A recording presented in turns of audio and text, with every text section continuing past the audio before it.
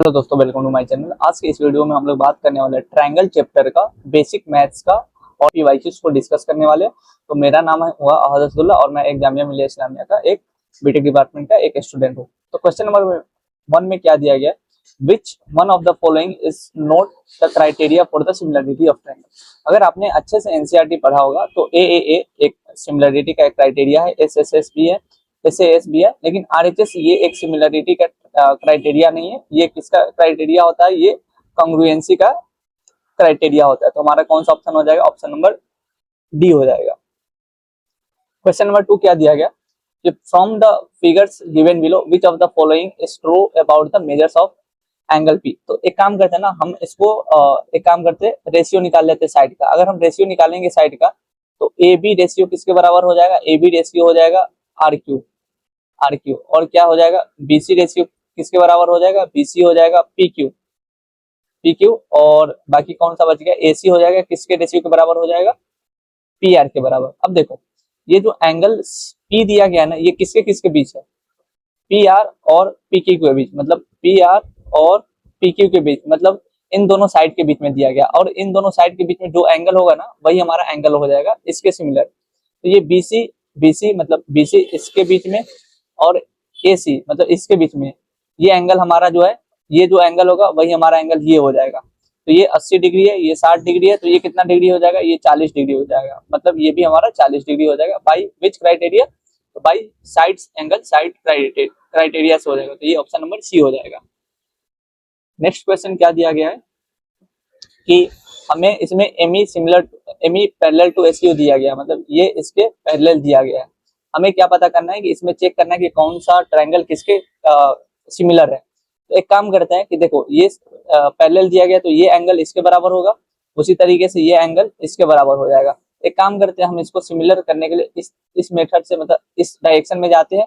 और इस वाले में किस डायरेक्शन में जाएंगे? इस वाले में ये हम लोग इस डायरेक्शन में जाएंगे, ऐसे हमें जाना है, इसको ऐसे जाना है। तो ये क्या हो जाएगा? Triangle M E O similar to triangle USO के बराबर हो जाएगा। क्या हमारा एमईओ कोई क्राइटेरिया है? मतलब यहाँ पे दिया गया, ऑप्शन में नहीं दिया गया। तो एक काम करते हैं कि हम लोग ओईएम कर लेते हैं, मतलब इस साइड से हम लोग आते हैं। अगर हम इस साइड से आएंगे तो इस साइड से क्या हो जाएगा? ओएसयू दिया गया है कोई, मतलब पहले ओ आ जाए बाद में एस उसके बाद यू, तो ये हमारा हो जाएगा ओईएम। ऑप्शन नंबर डी हो जाएगा। ये हुआ कैसे? आपको आई होप आपको समझ में आया होगा। देखो, कोई भी ट्रायंगल सिमिलर हमें चेक करना होता है ना, तो उसमें हमें क्या करना होता है कि किसी भी पैटर्न को नोटिस करके हमें एक ट्रायंगल का सिमिलरिटी हमें दूसरे को शो करना होता है।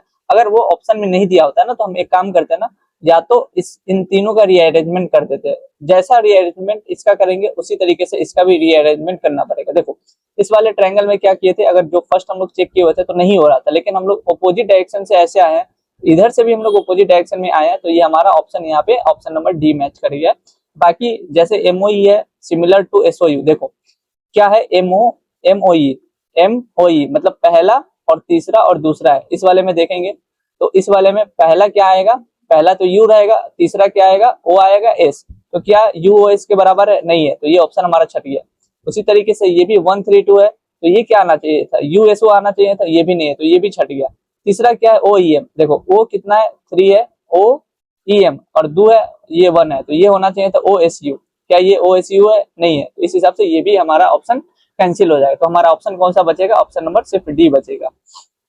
नेक्स्ट क्वेश्चन में हमें क्या दिया गया कि in the given figure if triangle ACP, मतलब ये वाला ट्रायंगल हमारे डीसीपी के, मतलब कि इस वाले ट्रायंगल के सिमिलर है। आई होप आपको इतना समझ में आ रहा होगा। अब हमें क्या करना है कि हमें देखना है कि कौन सा एंगल डीसीपी होगा, मतलब ये वाला जो एंगल है ना, ये वाला एंगल ये कितना होगा। चलिए हम लोग सॉल्व करते हैं थोड़ा सा। हाँ, तो देखो, हमें ये एंगल पता करना है। ये 90 डिग्री है, ये 60 डिग्री है, मतलब ये वाला हमारा 30 डिग्री हो जाएगा। आई होप आपको समझ में आ रहा होगा। देखो, यहाँ पे ये दोनों ट्रायंगल सिमिलर है। अब जब सिमिलर है तो ये एंगल भी 60 डिग्री हो जाएगा एंड ये एंगल भी 30 डिग्री हो जाएगा। हमसे कौन सा एंगल पूछा गया था? डीसीपी, और डीसीपी एंगल कितना हो जाएगा? ये 30 डिग्री हो जाएगा। Option number B. Next question क्या है? Question number 5, observe the given triangle. और हमें क्या करना है कि हमें ट्रू फाइंड आउट करना है कि कौन सा ट्रायंगल एक दूसरे के सिमिलर है। देखो, ये LM है 2.7 सेंटीमीटर, तो इसका मल्टीपल कौन सा है, ये वाला है। मतलब हमारा जो ट्राइंगल है ना LM, मतलब जो साइड है LM वो BC के रेशियो में है। उसी तरीके से MN 2 सेंटीमीटर है तो ये 4 सेंटीमीटर है। मतलब MN जो हमारा है वो किसके रेशियो में है, AB के। उसी तरीके से हमारा जो LN है, LN वो जो बाकी बच गया साइड उसके बराबर है, मतलब AC के बराबर है। तो ये हमें साइड से by using side similarity criteria हम लोग क्या पता कर सकते हैं कि L से अगर लेते हैं, L से लेते हैं और M के थ्रू जाते हैं, मतलब 2.7 वाले से लेते हैं, यहाँ से जाते हैं, ऐसे आते हैं और ये ऐसे हमारा डायरेक्शन होगा। कैसे डायरेक्शन होगा, इस तरीके से, मतलब इसमें कैसे डायरेक्शन होगा, इस तरीके से। तो मतलब हमारा होना चाहिए ट्राइंगल L और क्या है M, LM सिमिलर किसके बराबर होना चाहिए, ट्राइंगल कौन सा है, CBA। अब ये देख लेते हैं ऑप्शन में कोई दिया गया है कि नहीं दिया हुआ, तो बाकी ऑप्शन भी हमें चेक करना पड़ेगा। LMN, ये है LMN किसके बराबर होना चाहिए, CBA। LMN CBA के बराबर होना चाहिए, ये भी नहीं है, ये भी नहीं है। अब हम क्या कर लेते हैं, NML दिया गया, मतलब NML दिया गया, इस ऑर्डर में दिया गया, तो हमें भी इस ऑर्डर में ABC ऑर्डर में आना चाहिए। तो हमारा ये वाला हो जाएगा ऑप्शन नंबर C, ये भी गलत है।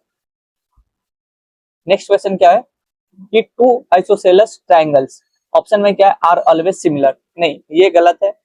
बट नॉट कंग्रुएंट, देखो कंग्रुएंट का क्या सीन है ना कि दो आइसोसेलेस ट्राइंगल कंग्रुएंट होगा या नहीं होगा, ये हो सकता है, नहीं भी हो सकता है।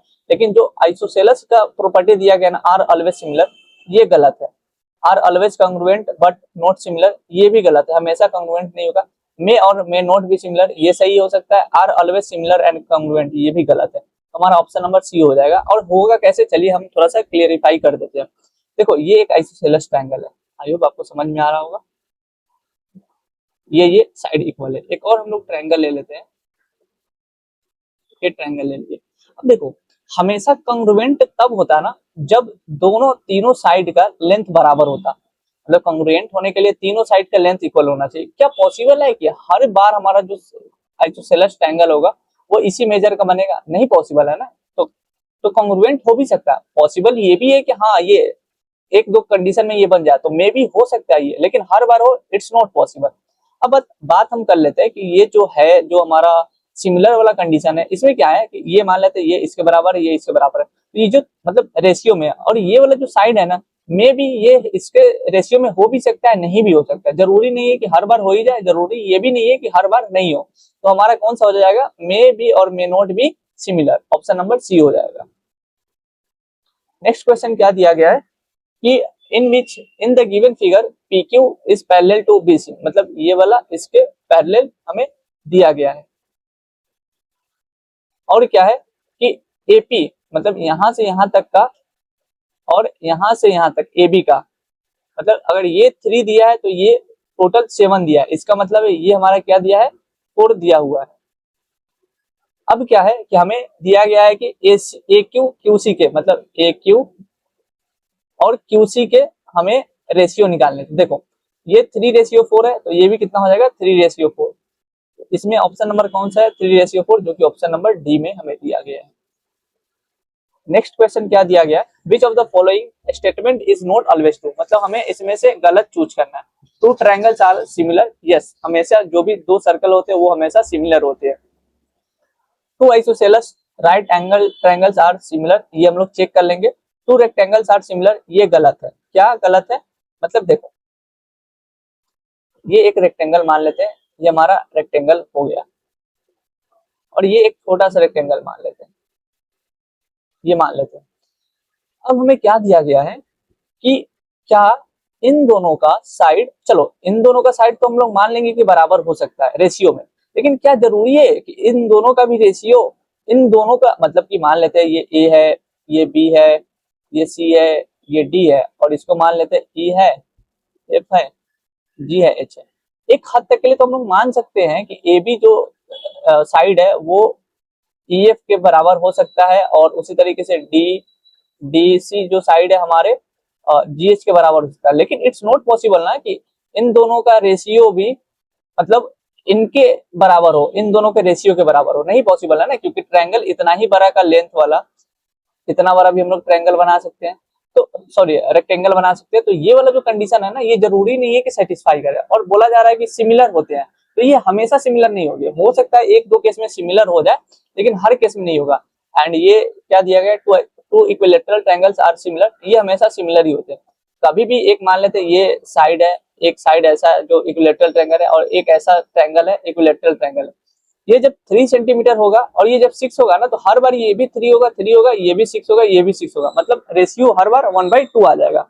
अब तो ये वाला तो सही है, ये गलत है, ये भी सही है। ये क्या है, two isosceles right triangles are similar. देखो एक मान लेते हैं ये आइसोसेलेस ट्रायंगल है, ऐसा मान लेते हैं, आइसोसेलेस दिया है तो ये 90 डिग्री है, तो कोई भी एंगल बनेगा ना, ऐसा मान लेते हैं एक ऐसा भी आइसोसेलेस ट्रायंगल बन जाए, और ये हमें क्या दिया गया है कि आइसोसेलेस ये इसके बराबर होगा, तो ये नॉर्मल सी बात है, ये भी इसके बराबर होगा, और ये वाला क्या है, ये एंगल दोनों बराबर है, तो यहाँ पे साइड एंगल साइड क्राइटेरिया हमारा लग जाएगा। तो इस क्राइटेरिया के थ्रू ये भी हमारा मतलब कि सिमिलर हो जाएगा। तो ए बी और डी सिमिलर है, जबकि हमारा जो सी है जरूरी नहीं है कि हर बार ये सिमिलर हो ही जाए।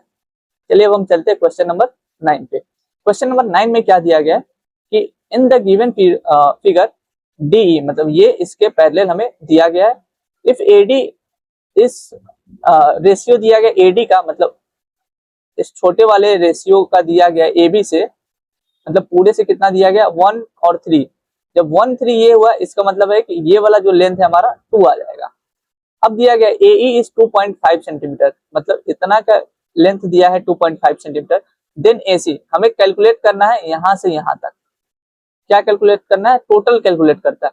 जब ये 2.5 है, मतलब ये इसका अगर डबल है तो इसका ये भी डबल हो जाएगा, तो ये कितना आ जाएगा 5 सेंटीमीटर हो जाएगा। और हम जब टोटल अगर ऐड करेंगे तो 2.5 प्लस 5 कितना आ जाएगा, 7.5 सेंटीमीटर हमारे सामने आ जाएगा, जो कि ऑप्शन नंबर ए हो जाएगा। अब हम चलते हैं क्वेश्चन नंबर 10 पे। क्वेश्चन नंबर 10 क्या दिया गया कि in the given figure A B is parallel to D C, मतलब ये वाला जो लाइन है ये इसके पैरेलल हमें दिया गया है। एंड इफ ओ बी क्या दिया गया, ओ बी हमारा जो है ना वो 3 OD के बराबर दिया है हमें गया, मतलब O B by O D कितना हो जाएगा 3:1। अब देखो ओ बी कितना है, ये वाला जो साइड है ना ये अगर 3 है तो ओ डी वाला कितना है, ये 1 है, ऐसे हमें दिया गया है। अगर सी डी 1.8 सेंटीमीटर दिया है, अच्छा एक और बात, ये एंगल इसके बराबर हो जाएगा, और ये एंगल इसके बराबर हो जाएगा, और ये एंगल इसके बराबर हो जाएगा। ये दोनों एंगल एक दूसरे के बराबर मतलब कैसे होगा, तो ये तो अल्टरनेट इंटीरियर एंगल से हो जाएगा, और हमें पता है कि ये मतलब लाइन पैरेलल तो ये एंगल इक्वल हो जाते हैं, और ये वर्टिकली अपोजिट एंगल से इक्वल हो जाएगा। मतलब हमारा ट्रायंगल डीओसी और बीओए हमारा ये सिमिलर होता है किस क्राइटेरिया के through, angle angle angle criteria के थ्रू ये सिमिलर हो जाता है। अब जब ये सिमिलर है तो नॉर्मल सी बात है, हमारा रेशियो साइड रेशियो वाला हमें फॉर्मूला काम कर जाएगा।